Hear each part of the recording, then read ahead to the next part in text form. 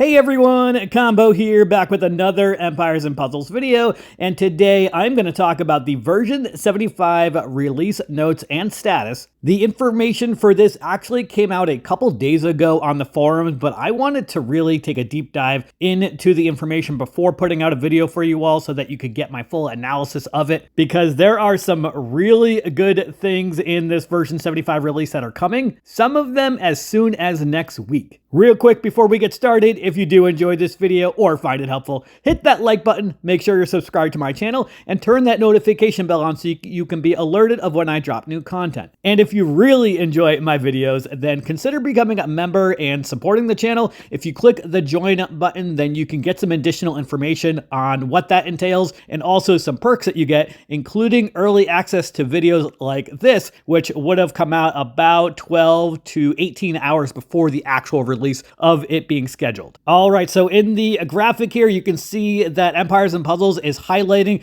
the 8th birthday of the game and the Hero Coach program, which comes out at the end of the month. Both exciting stuff, but honestly, probably not the most exciting that is going to be coming out in this version 75 release, but we will go in order, starting with the 8th birthday celebration. The birthday summon will be for a full week from March 17th through March 24th. There is going to be a new family introduced in this summon portal with Leone and Rajesh from the Wildcat family. They are going to have traits, which is a new thing similar to passive skills where heroes will both have advantages and disadvantages, which I'm going to take a look at those two hero cards for Leone and Rajesh so you can see what I'm talking about. So this is the hero card for Leone. This is the Wildcat family bonus where they get a 5, 10, or 15% chance to dodge special skills based if you have 1, 2, or 3 family members. And then I've got the trait details right here, actually, the Catitude, they call it. This is the other featured here that's going to be in the birthday portal, Rajesh. This character has innate resistance against status effect buffs that affect defense and status effect buffs that affect dodge. So that is definitely interesting that you won't be able to add buffs for those heroes in those specific categories. So obviously keep that in mind when you are building teams,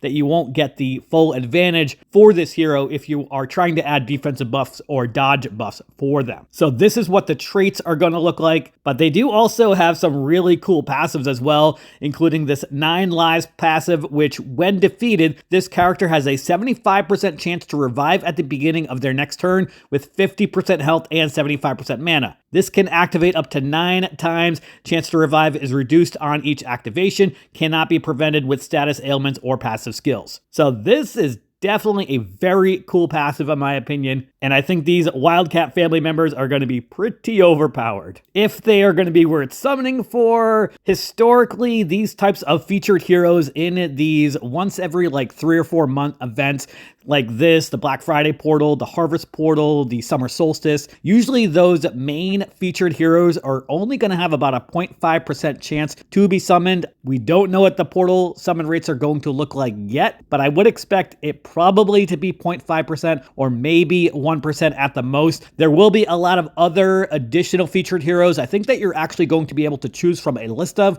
so those are going to have higher pull rates more than likely, but these brand new heroes from the Wildcat family are going to have pretty low pull rates, so definitely take that into consideration. Personally, I'd probably wait to save my gems for the Covenant portal when it comes out over the next month or two, because historically, these heroes will come into the Covenant portal. The same thing happened with the Foxes when they were first released. The same thing happened with Hrothgar and the other Beowulf family members when they were first released. Slime family members, gargoyles, anything that has come out in one of those special portals usually will come out in the next Covenant portal or maybe the second one after, and those have much better pull rates than what this birthday summon is going to be for those featured heroes. So keep that in mind. Depending on the level of player you are, the amount of money that you spend in the game, it may or may not be worth it to do one of these 10 times pulls or 30 pulls for this event. All right, moving on to the next part of the update, we've got the Hero Coach program. I actually put out a full video a few days ago ago, or maybe about a week or so ago, on what Hero Coach is. I will pin a comment with a link to that video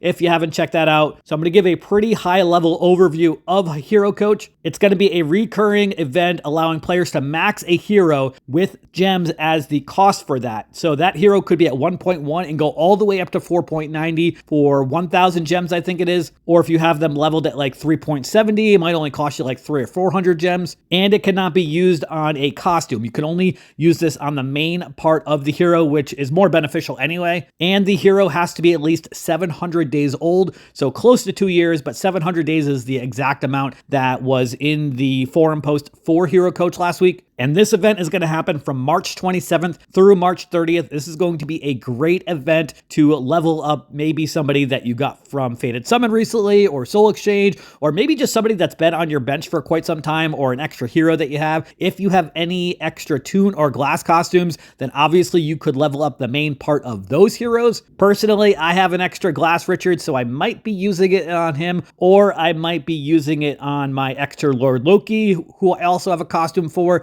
so that I get that costume bonus, or I might use it on Oni Wakamaru, who I got at Soul Exchange last time around back in December. So I've got some options that I personally have to deal with. Ironically, they all happen to be ice heroes. It does say here in a note that the hero must have been released 24 months before coaching. So I said 700 days. That's what was in the forum post last I saw. So it might be 24 months. It's going to be close to each other. So just keep that in mind when considering who you are going to be coaching. There is a new raid tournament style that is going to be introduced in the game called Air Support. I am personally not a huge fan of this, and I wish that they started with 3-star raid tournaments for this to be introduced rather than 4-star tournaments. I'm glad it's not 5-star tournaments, but even 4-star tournaments are a little bit much because the Ascension materials are still extremely hard to get, especially that specific type of headdress. I forget which one it's called that gets you from 3.60 to 4.1 on a 4-star dragon. Those are pretty rare, but with this new raid tournament called Air Support,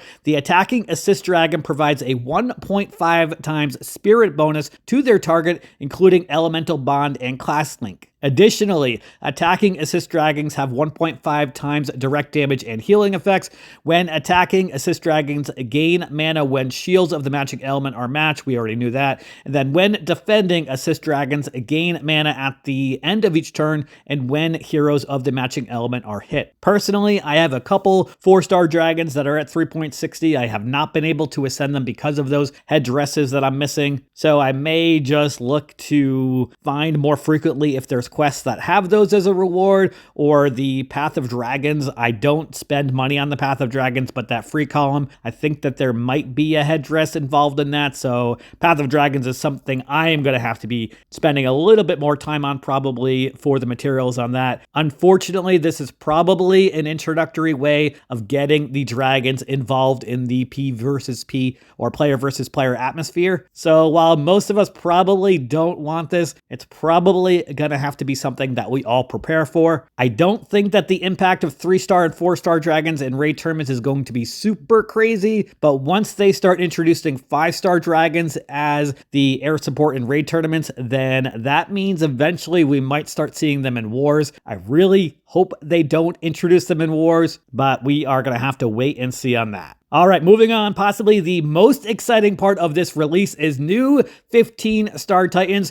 There is going to be a new high-level Titans with new passive skills. Our 5 new Titans are going to be the Mountain King, the Sky Shark, the Cursed Sandworm, the Boar King, and the Ancient Oak. What are these 2 new passive, you ask? Glad you asked. So the first one is going to be that these 15-star Titans are going to have a 50% chance to resist all status ailments and buff dispels. The second one is this character has innate resistance against status ailments that stop mana generation. So that first passive is going to have a big impact on defensive down, elemental defense down, and then also the extra damage that comes with heroes like Hammer Tusk, Hammer Clang, and Franz. And then that second passive is really just going to affect the fact that they cannot stop gaining mana. So these 2 new passives will definitely be something worth taking into consideration when you are building your Titan teams. And these new 15-star star Titans are supposed to have around, I think, 8.1 million health. So the introduction of these new Titans is definitely something we have all been waiting for and definitely very excited to see. Most higher level alliances have a 200,000 limit on their Titan hits for all members, because if we didn't have limits on Titans, then those Titans would be dead before everybody got to hit them pretty quickly. So the introduction of 15 star Titans with the higher health and with these passives are definitely going to make it so that the higher Titan hits are not going to be as common, and they should have higher defense stats as well. So definitely curious to see what the Titan hits look like when they actually get introduced into the game. I will put out a video about heroes that are affected by this the most and which ones you should still be looking at using, which are really going to be the attack up style heroes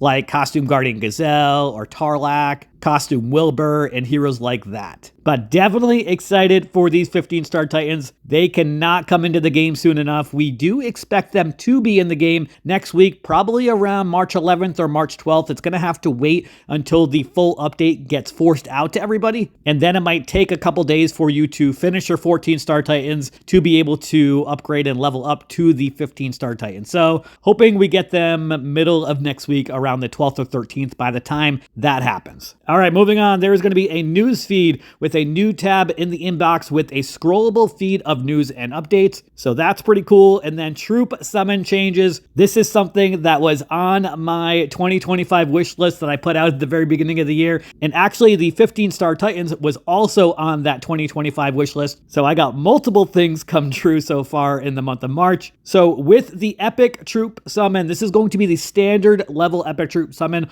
All 4-star tower troops have been added to the epic troop summon. This change will be enabled after the force on March 11th during the legendary troop summon, while the epic troop summon is inactive. So we have legendary troops on March 11th. Those usually last for a few days. So on March 13th or 14th or something like that is when the epic troop summon will come back. So all of those old tower troops, ninja, magic, and Styx troops will all be included in the regular epic troop portal, which is definitely very exciting because it's been forever since we've seen the magic troop portal and the Styx troop portal, which have the increased mana up to 20%. And a lot of people, including myself, have over 200 epic troop tokens. I think I've got like 288 or something like that. So I will be using all of those tokens in a giant epic troop summon portal opening for you all to see what we can pull in that. Definitely excited for that. And the next item is also related to troop summons. The legendary troop summon is changing. We've been asking for this since it came out as well, or something similar to it. You will now be able to choose your featured troops. You can choose 5 of the legendary troops that are currently in the game, and there's 50 different combinations because there's 5 different class combinations with each of them having a primary and a secondary, and then there's 5 different colors. So 5 different colors of the 10 different variations equals the 50 troops that we currently have in the game. And then each time this portal comes out, there's going to be 5 new combinations for each color. So you'll be able to choose between the old 50 and the new ones. This is going to help drastically with the amount of duplicate troops that people have. So definitely excited to see that in the game. And then the next item is related to Dragon Spire. Not super exciting here, but there's going to be a legendary dragon quest. And this quest is going to appear at any time. It's going to contain 5 stages. Every 5 turns, the esoteric winds will activate, and all allies and enemies' mana is increased by 15%. There is a guaranteed legendary dragon token, so that's pretty exciting, which can be obtained as a reward from the 5th stage of the legendary dragon quest. So if you are the type of person that logs into Dragon Spire every single day to get some of those minimal items done for the Path of Dragons and some of the quests, definitely make sure you do that. But if you're not one of those people, then obviously that's something that you're probably going to skip. Moving on, we've got the Springvale seasonal event coming with new legendary heroes and avatars. A little disappointing that we're not going to have any new rare or epic level heroes, or at least haven't been announced yet. Hopefully that does change, because that is definitely something that a lot of us have been asking for, is more epic and rare level heroes. New heroes are a lot of fun, and obviously they are much easier to get. And then with this version version 75 release, there are also going to be quite a few improvements and fixes. I am not going to go through every single one of them, but I will go over a couple highlights. The maximum amount of fiends that can be summoned on a Titan is increased to 5. Some other specific descriptions about specific hero specials. The improvement to the counting of remaining turns and the duration of status effects applied during player and enemy turns respectively is definitely something that was needed, because I noticed that the timing of that can definitely be off sometimes. Some other specific things, I'm, like I said, not going to go through every single one of them. Feel free to pause the video if you want to do that. There was an update to Senius if he goes insane with his multiple attacks hitting. There was a fix with Titans where they were previously able to receive a resurrect buff, and now they will not be able to, as they should not. They fixed an issue with the Moth family where the family bonus was not able to be applied when on defense in Alliance Wars, so that was definitely something that was much needed. So you're probably going to start seeing Moths on defense more frequently, and that is really a highlight of the fixes done in this version 75 release.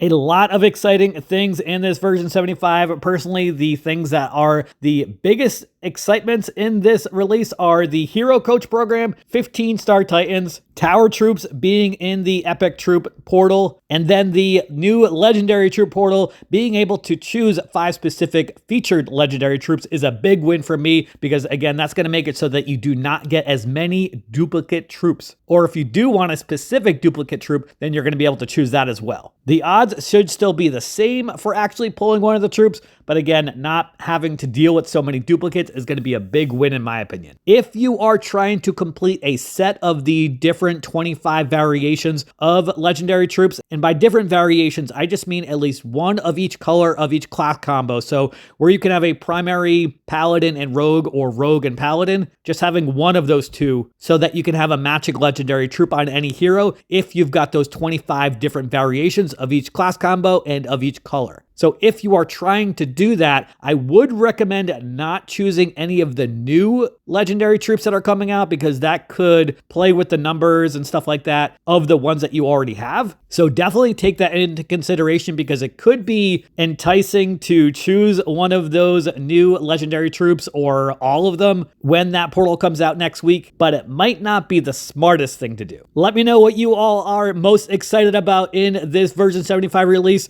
but that is going to do it for today's video. I hope you did enjoy it or found it helpful. And if you did, hit that like button, make sure you sub to my channel, and I'll catch you guys next time.